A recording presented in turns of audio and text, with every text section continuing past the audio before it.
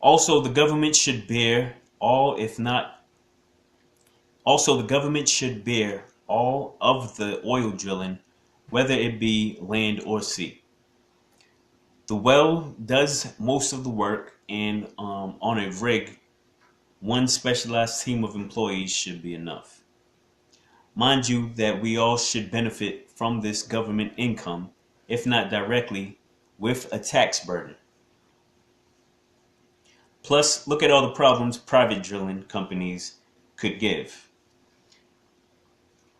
They could astronomically raise prices or halt drilling if the task became more expensive, or in other words, their profit became less abundant. The government believes that oil production is so vital to the economy and even national security that it subsidizes the oil industries to get them to continue production and keep prices low. Wait 1 minute. You mean to tell me that this militarily strong country, wealthy country of ours, is putting our transportation system and our military strength in potential jeopardy for something that we could be doing ourselves? Granted, this extraction process is one of the more complex, yet the government could hire all the same specialists and workers to make a nationalized company. If the nationalized company ran into unforeseen extra expenses in the field, they would suck it up by having less profits, which would go to the national budget anyways. Or if we took a loss to keep the prices low, it could come from the national budget, which is what we do anyways when we subsidize private oil companies. With all the spills companies have made, and any argument that they do better than government is out the window. So let's nationalize our oil fields. Commercial and industrial lands would be obtained similar to residential. Some new government businesses to consider would be towing companies, restaurants, gas stations, anything to maintain a needed service in an area which may or may not be profitable to private companies. I could tell you stories of how little towns would work as I seen it in collusion to get people to use their services without just cause because their consumer rate was low. We could take away all that deception used to maintain something vital to smaller communities in particular, especially if the town has extra funds in its coffers. Other public, other ex, other extra public institutions I thought of, in addition to libraries, could be we could go a step further and have public workshops and laboratories as well. So now, after you go to the library and get the knowledge, you can use it or experiment cheaply in the library or the workshop. I believe, however, with the national resources as a public good open for all people's benefits, community socialism will overtake and lessen government programs and institutions as grassroots organizations will be free to work from the ground up, as their name states. Who are the people who would do this raw material gathering work? For one, I would. Who am I? I may be a do-it-yourselfer who takes pleasure in the simple, natural lifestyle. I may be a survivalist on a mission to master nature or gather resources for the family or the tribe to survive. I may be unemployed due to low opportunities in my area or due to my low skill level or criminal record. I may be underemployed making minimum wage or making good money but feel like the cap on my salary is holding me back and I want to explore entrepreneurship where I can get paid per the effort I put into my work. Or I could be making more money but may want the freedom and the feeling to work with nature in my hands.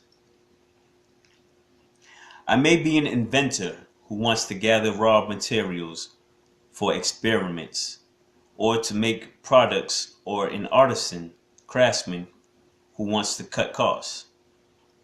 I may be an owner of raw material gathering heavy equipment who can start a company with people who had small tools and want to make more for their effort working for me.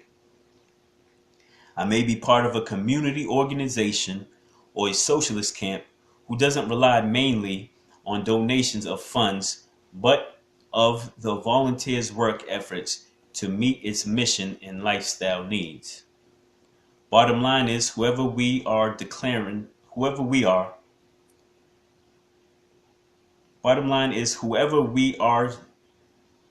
our vital and economic resources as a public good for more people in the government budget to profit off of is a lot better than the alternative, which is a few companies who make the most off of the work and profits from us.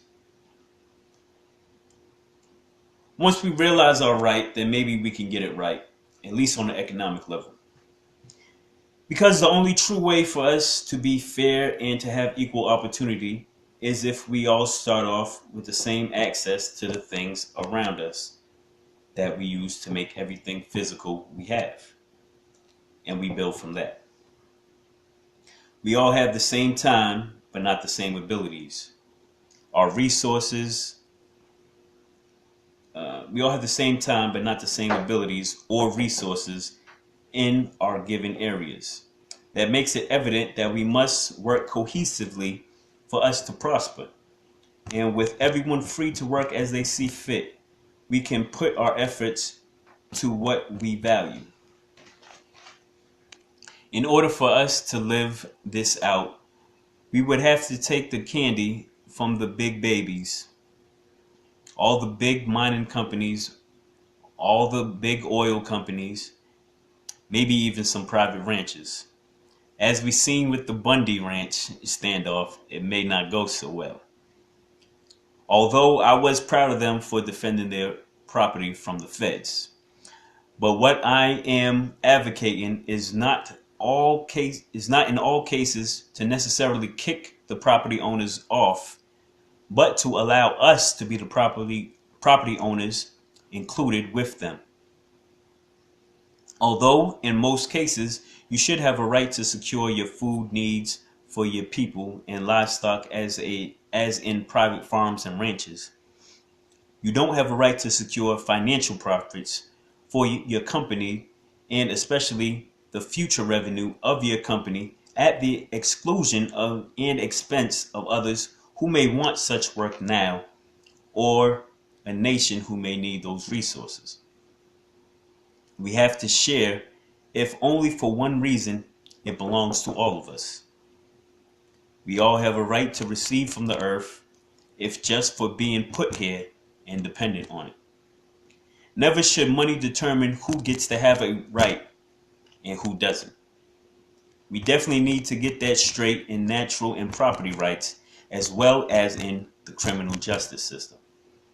I salute South America, which seems to be a leader in progressive ideas. Hugo Chavez and Evo Morales felt that nationalizing the country's oil fields to profit the whole nation was a good idea. Fidel Castro arguably took it a few steps too far. The rest should be done by people willingly, in my opinion. Even America thinks it's a good idea. First, with homesteading.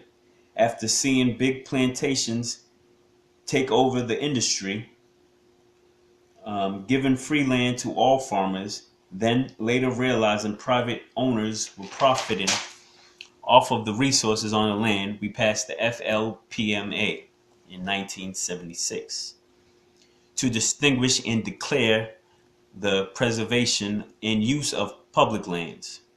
Even after the Great Depression, the Department of the Interior was formed, with many alphabet agencies found on natural resources, focused on natural resources to avert another tragedy. Also provided the forerunner to the now BLM. We also have a Bureau of Reclamation, already to get land back for public use. But the only thing I ever heard of them reclaiming was abandoned mines to secure for environmental purposes. And now you mean to tell me that we allow companies to take minerals from public lands exclusively, profit off of them, while kicking back maybe a third of the revenue back to us. Then we use governments to pay to clean up after them. This cannot be right. The fact that these acts and bureaus exist is enough evidence to say we messed up. I'm sure if leaders from the pioneering days sat down and contemplated and formulated rules, this is something like what they would come up with. Although rapid expansion of territories was prevalent in that society and surveying capabilities were limited and probably not used by government, which would have led to the same outcome. After the trip west, I'm sure the rules would have been reapplied. But we can do it now. Not because our nation is the leader in natural resources, because it's not. In fact, we may lose out as a nation, even if every country we may lose out as a nation if every country applies this right to its people, as it should. American raw resource gathering companies abroad may lose out in the commodities market, but it's not about doing something just because it works out for us more. It's about doing the right thing. Lastly, some may say that resources are so scarce and finite, so letting everybody plunder the earth for profit as fast as possible will lead to turmoil. First of all, almost every non-renewable resource we take from the earth is still here and can be recycled if necessary. It is true we need to build a sustainable economy for long-term survival. So there you go. All the ingredients you need to build a sustainable economy are there and free for us now. We can build solar panels from scratch, wind turbines, desalination plants, organic farms, and any sustainable product we have or can conceive, all with our time and efforts alone. Money and restrictive regulations are gone now. So what will you do with that platform? And that's all.